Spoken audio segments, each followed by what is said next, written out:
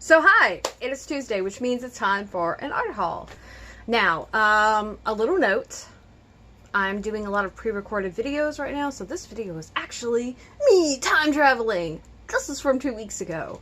But I set it up and everything because work smarter, not harder. And frankly, I have a lot of stuff to do.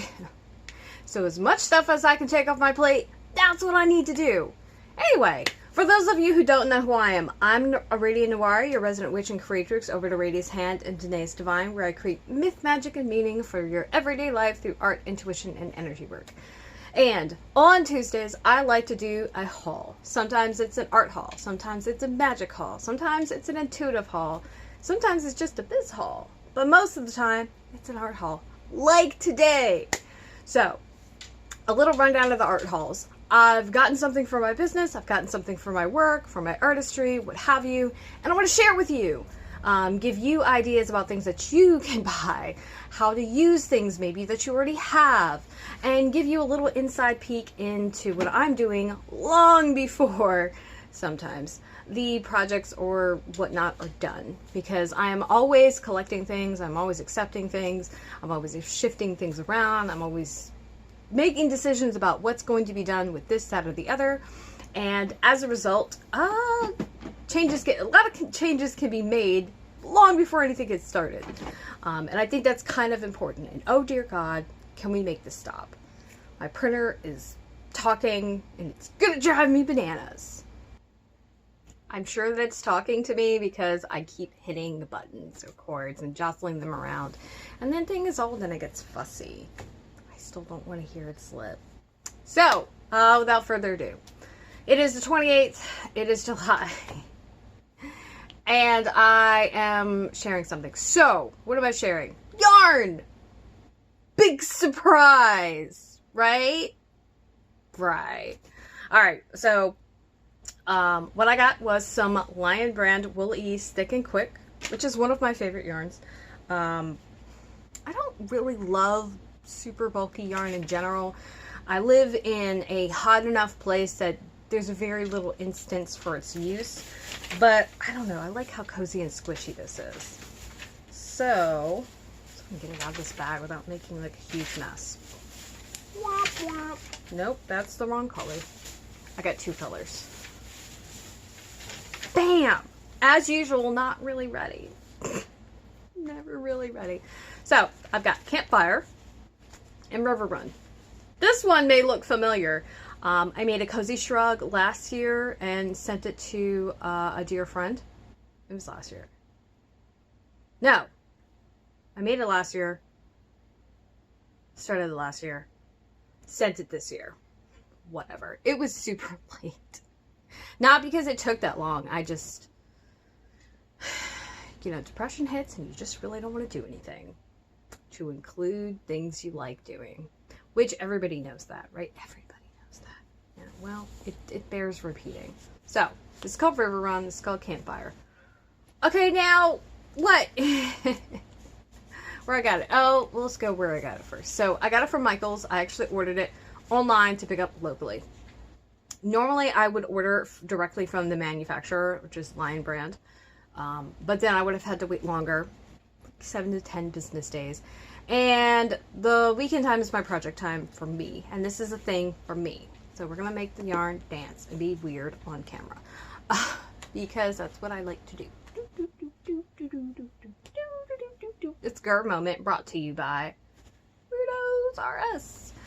All right. My best friend should be able to appreciate that, so I'll like tell her like you should tune in about like minute 3:55. So you could see me do weird grr stuff. Gonna sing the Doom song now. Oh my God. I miss that cartoon. I don't like the little reboot movie they did. Like, it was fine, but I wanted more cartoon. Invader Zim is great. If you don't know what Invader Zim is, I'm sorry.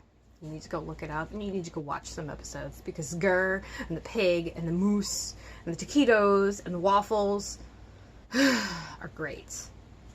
I'm government man from the government. Yeah, made of meat. More organs, more real, more human. Okay, I'll stop. No, will I? Maybe. I don't know. Who knows? So, yeah. Normally I get it from the manufacturer. One, by the way, that's more expensive. And you have to pay for shipping. And you have to wait longer. There we go.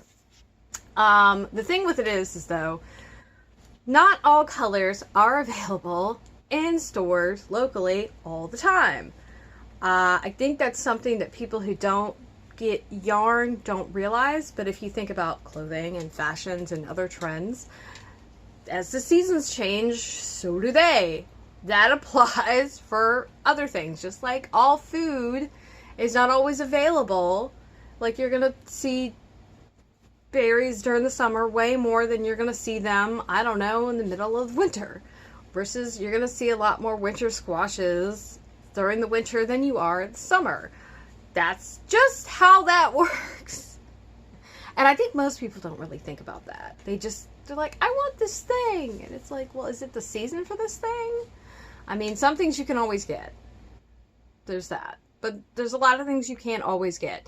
And when it comes to colorways, they change them out for the season. So this is much more a summer colorway. So is this. Finding these colors probably in the winter would be a lot more difficult. Because they just would be. It's just, trust me, I've had to do this before. Which is why I usually buy it from the manufacturer. If I can get it from the manufacturer, you can get access to whatever colors you want because they have all of them. Because they make them. Versus the store's like, we only feel like stocking 10% of their colorways. And sometimes, especially with stuff like this, they don't have a ton of colorways anyway. And so, like, neutrals are always there. Browns, whites, grays, blacks, almost always there. The colors, though, not so much. I had a really weird dream this morning. Yeah. So, generally speaking, I call ahead before ordering things, and I like to go in the store. Now, as we're dealing with a pandemic, and you really should stay home, if and at all possible, which generally possible, yeah, I decided to order online, get curbside pickup. This is actually the first curbside pickup that I've used this whole time. Mostly because I guess I like the experience of going in to do stuff, but also I know exactly what I need, and I generally know exactly where it is, and it's much faster for me to go get it than it is for me to ask someone to do it for me, or even where the hell it is. That's the thing about retailers. There's a lot of people who work there, may or may not shop there, and may or may not know where anything is. And while it would make sense for everybody who works there to know where everything was, that's not reality. It's not real. Also, on top of that, you know, they move shit all the time. Like the end caps, planogram thingies, they're always shifting those things. So it's not realistic to know where that stuff is. You could know where, like, basic aisles, like the bead aisle doesn't move. The weird woodcraft aisle doesn't move. The t-shirts generally stay in the same place. But not even store to store is everything in the same place. I don't know about the aisles, because I guess some places have more aisles dedicated for certain things or whatever, so that's a thing. But, like, the location of the aisles isn't actually uniform. There's one Michael's where, the one that I went to, this is the Michael's and this is the front door. The yarn is over here. And I think another one, it might be over there, but the store is shaped like this. So it shifts, like, I guess how many aisles back it is. Because whatever, like, it's still kind of in the basic same place, but maybe the aisle numbers are different. I don't know. But in that place, all the seasonal crap, the boxes, the baskets are over here, and the one that I went to, they're over here. So that stuff changes. Anyway, I went to the store and I got them. Like I said, generally I would get it from the manufacturer because I can almost always guarantee that I can get it from them. When I can get it locally, I try to. The other thing about getting it locally is, one, I can get it faster, and two, I can pay less for it. I paid almost $1.50 less than I would have paid had I bought these online. Like, from the retailer. Not the retailer, the manufacturer. Because yeah, basically, if I can save myself a couple of bucks, yeah, I'm totally gonna do that, because that's an economical and fiscally sound thing to do when you can. Why not? The yarn's still the same. It's exactly the same. It's not a different yarn, so it's not better or worse quality. It's still the same. So there's that. Now why? Okay, so at this point, several weeks ago, I saw this sweater in, what is it? Mildly Offensive Fiber Artists is the group on Facebook, I think. In fact, I'll link it below. I gotta remember to put that on there. So, abbreviated MOFA. MOFA. MOFA? MOFA. I don't know. Anyway, incidentally, the other person that's involved in this told me about that group. So, yeah. Anyway, there are like a ridiculous amount of people in that group. And it is called Mildly Offensive for a reason. I'm not offended by these kinds of things. So, like, really offensive, like, that becomes a very, very much so a matter of opinion. Like, I feel that anything transphobic or homophobic, that's offensive, and that's offensive, like, it doesn't need to happen. However, for some people, the existence of people who are trans and homosexual is offensive. I have a problem with those people. So if you're those people, please go away. Go away. I don't need your commentary. I didn't ask. I don't care. Queer human doesn't care. Hey! So, yeah. La la la la la la. This opinion brought to you by Doesn't Give a Fuck. Yeah. Anyway. Just call it, as my mentor calls it, it's an ejection seat. So if you can't roll with it, get the hell out of my space. No need to announce yourself on the way out. I don't care. Okay, so somebody shared a sweater. It was an octopus sweater. And here's the thing about this. I love this sweater because, first of all, it's an octopus. I love cephalopods. Second of all, the sweater, which if you scroll to the links below, I've got the link to it in Ravelry so you can see it. This sweater has the octopus on it in such a way, right, that it is wrapping around the sweater. So, like, the head's, like, up here, and its tentacles are going out, and, like, one of them curls around the arm. There's some that, like, make curlicues across the body of the sweater. There's more that curl across the other arm, and the rest go on the back. Like, that is the coolest fucking thing I've ever seen. Instead of it just, here's, like, an applique, right? And it's just a chart, and it's really simple. Which, that's not knocking things that are simpler. This is just that much cooler because I know how much more work went into designing this. By the way, I've been fighting designing for years, and I finally am starting to give in. I don't love that, but the reality is, if you want something done, sometimes you have to do it yourself. The dandelion sweater is, as a result, this. Now, the funny thing about that, segue briefly, is the dandelion sweater that I'm making is top down. I prefer top down. The stitch pattern that I'm using, I would prefer to be worked bottom up. But I'm not sure how to work the sleeves for the sweater if I were to do it from bottom up. So, because I want raglan sleeves. So, what that means is, here's what that means. That means that this, like, making this sweater is going to be super helpful because I'm going to get to see how they do it. And then be like, okay, that's how I want to do it. All right, that's easy. So there's that. And I've worked a top-down raglan. So, I know when I get to the point, like, I have an idea of what to do. And then what happens was when you work the top-down raglan, you basically stop working the sleeves, right? And you start working where you would join them, and you start not binding them off, but like setting the stitches aside. And so then you'll pick up those stitches when you go to make the sleeve. So there you go. And that's essentially what I'm going to do with the dandelion sweater. That's the goal. Whether that happens is another thing entirely, because everything works out on paper, not so much in real life. Anyway, I saw this sweater.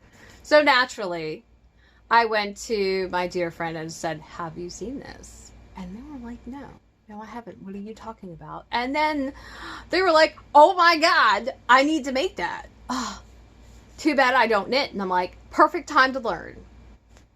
So I said, look, I've made a sweater before. I'm confident that I can manage this. I'll make this with you if you want help, because I also want this sweater. So there you go. That's how it all started. I saw a thing, I shared it with a friend of mine, and I said, let's do this. So we're doing this impromptu knit along that I'm totally late on, because as of the recording of this video, I just got the yarn like 2 days ago. And by 2 days ago, I mean like the 16th. Was it? No. It's Friday. Was it Friday? No, it wasn't Thursday. It was Friday. It had to be Friday. 17th. I feel like it was, yeah. Yeah, it was, I think it was Friday. So, the 17th. And I'm recording this on the 19th. Is that right? I can't see. Yes, it is the 19th. So, remember, time travel. So, I just got this because I'm a terrible procrastinator. And what ended up happening was I, first of all, had to decide on colors I want. I did consider going to my local yarn, one of my local yarn shops, and getting yarn. I would have paid an arm, a leg, and a kidney for them, which is not a problem. The problem is this yarn is not the weight that the pattern is asking for. This is the weight I've chosen to use, in part because I can't get the size I need. Hello, yay for being top heavy. Yay. Yay. It's like big boob problems, which there's problems with everything. Like there's curly hair problems. There's straight hair problems. There's little boob problems. There's big boob problems. There's tall people problems. There's short people problems. Like nobody's actually got it better. The problems are just different. That's really what's going on. Anyway, and this is also something that if you don't make clothing, sewn or woven or whatever, like however you make clothing, if you don't make clothing, you don't think about these things. It's that not everything is made in every size. And some sizes, you have to sacrifice something to, like, for this to work, then this part doesn't work. And that's when, you know, you have to get into tailoring, and that's really expensive. Read dandelion sweater. It's really expensive. Oh, and the socks that I'm working on.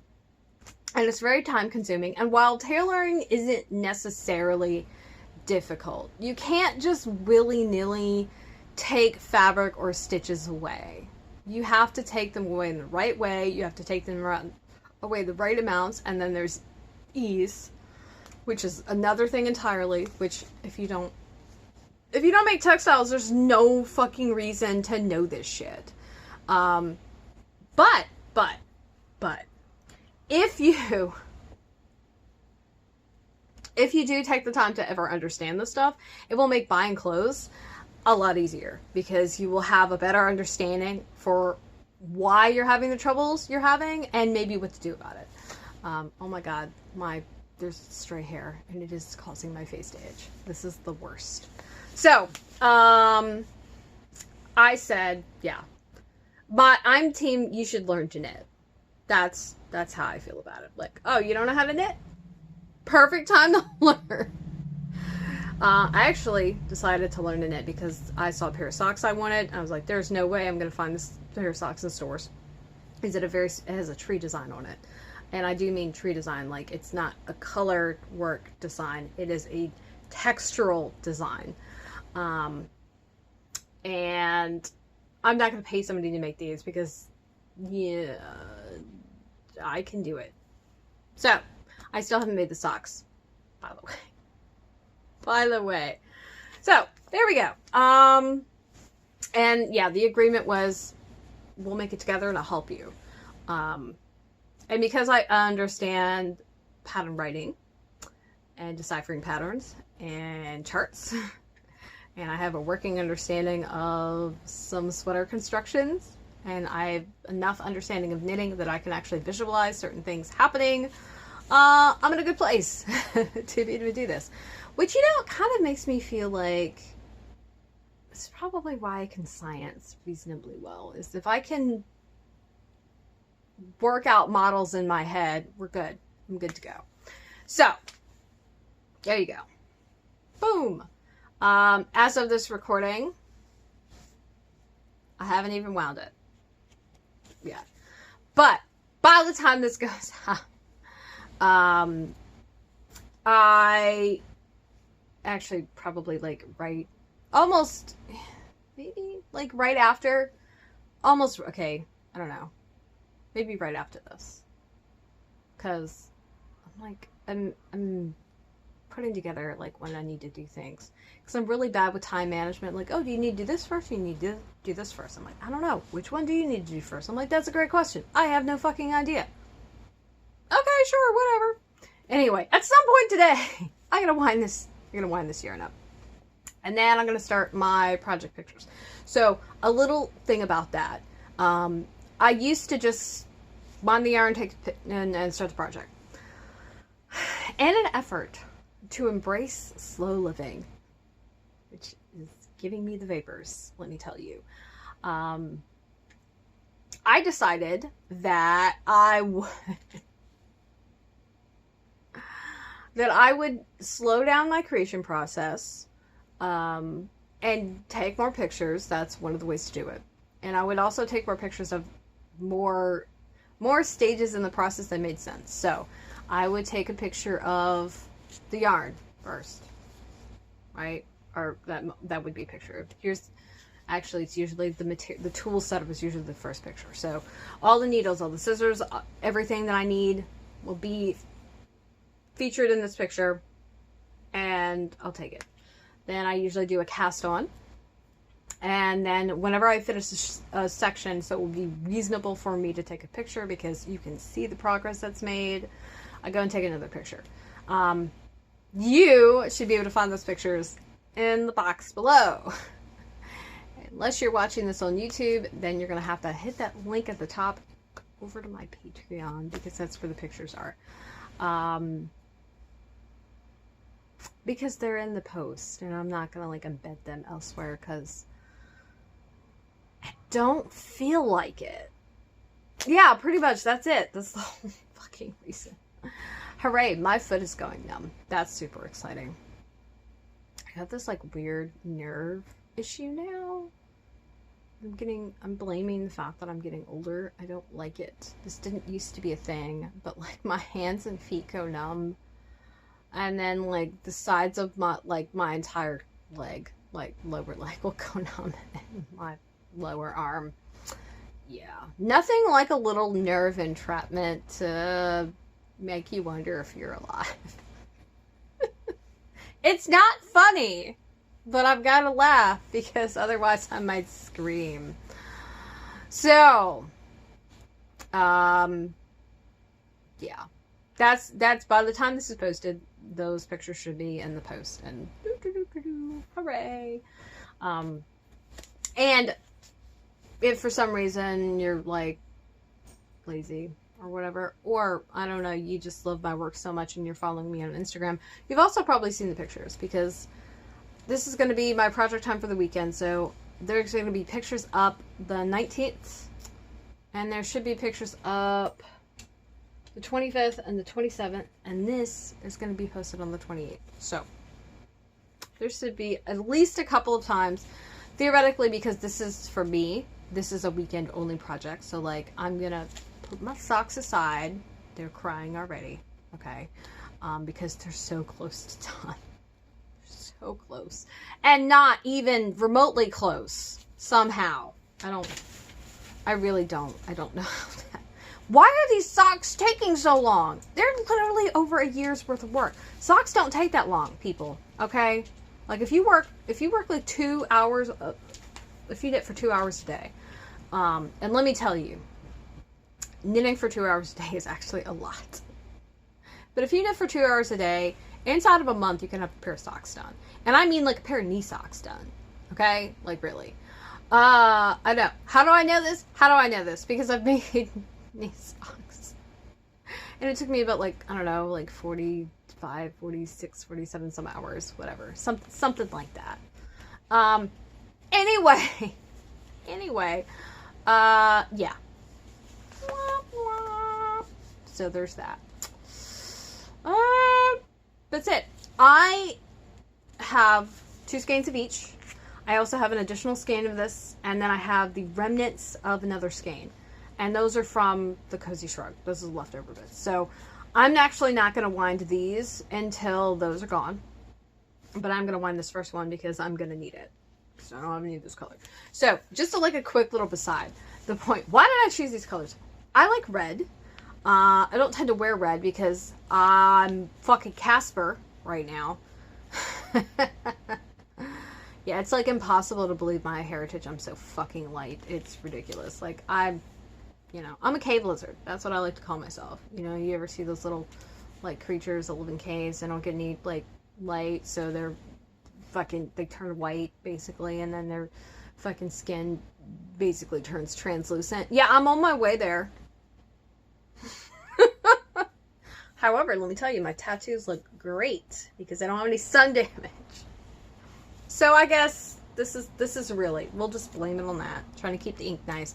I paid way too much money to fuck this up. So anyway, I do like red though. I have this like weird fascination with bright colors. I don't like to wear them.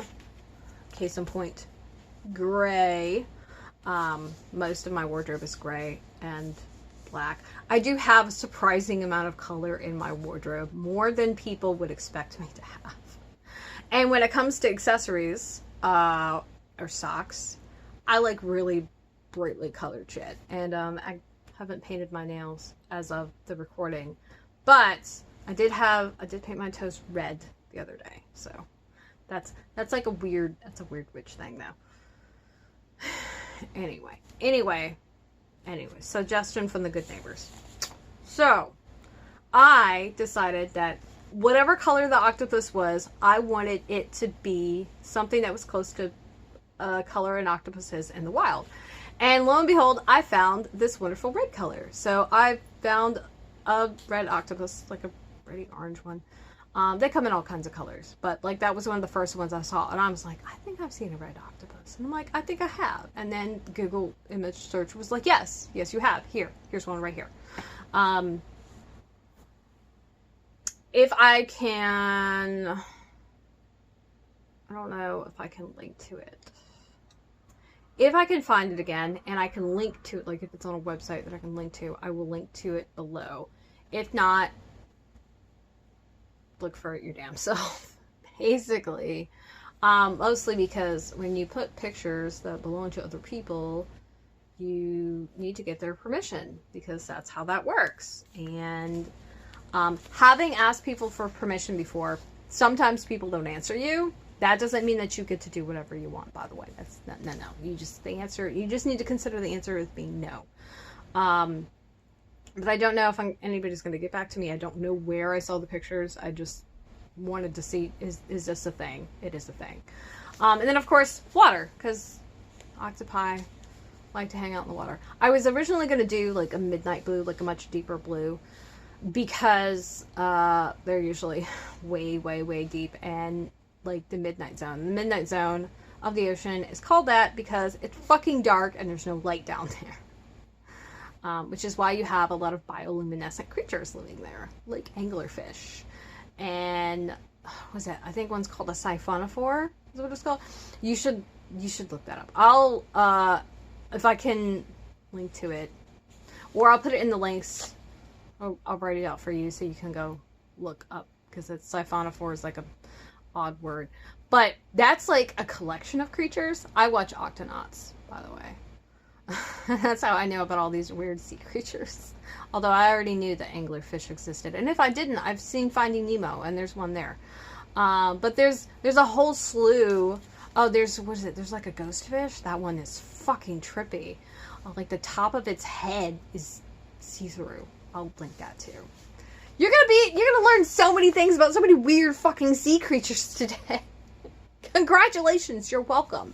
Okay, so really, I gotta remember to put the octopus, the siphonophore, and the ghost fish, and an anglerfish for you lovelies who've never seen one. They are righteous looking things.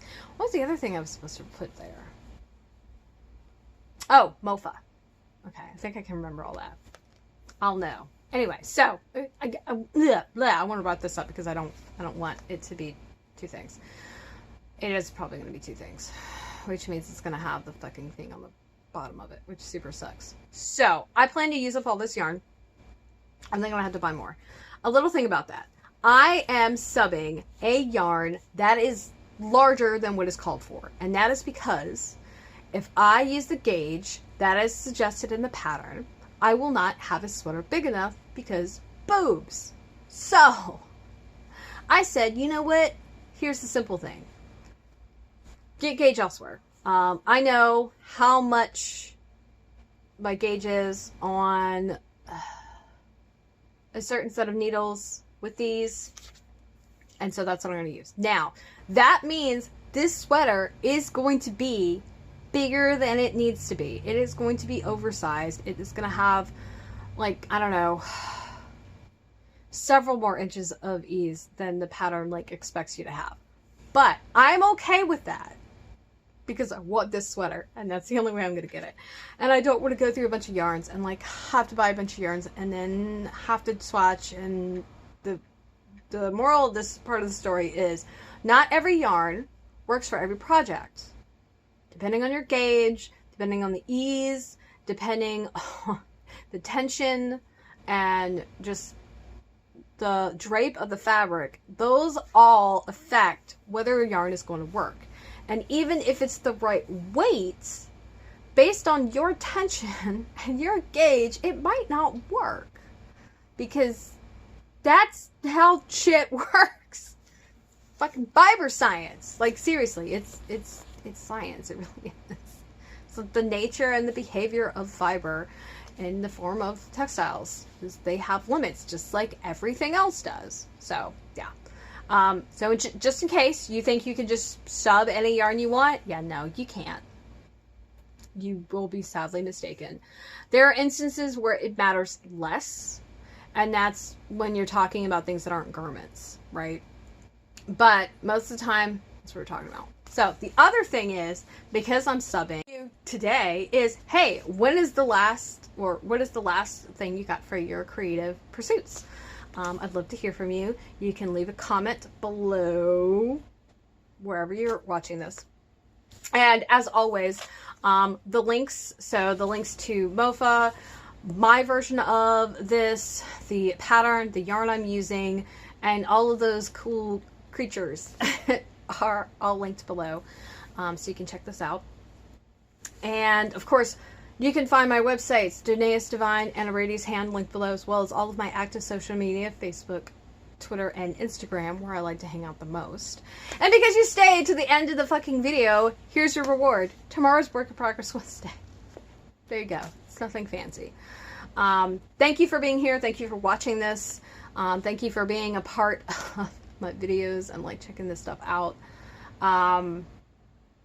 And remember, if you're watching this on YouTube, like and subscribe. And also, consider heading over to Patreon and becoming a patron, because having patrons over there is what makes these videos being free possible. And for all my people who are patrons who are watching, thank you so much. You mean the world to me, and I really appreciate your support while I do kooky weird shit on video for strangers on the internet. So, without further ado, I'm gonna go, because I need to wind this yarn and do other stuff. And that's it. Toodles! Yeah, that's it. See you tomorrow, sweetlings.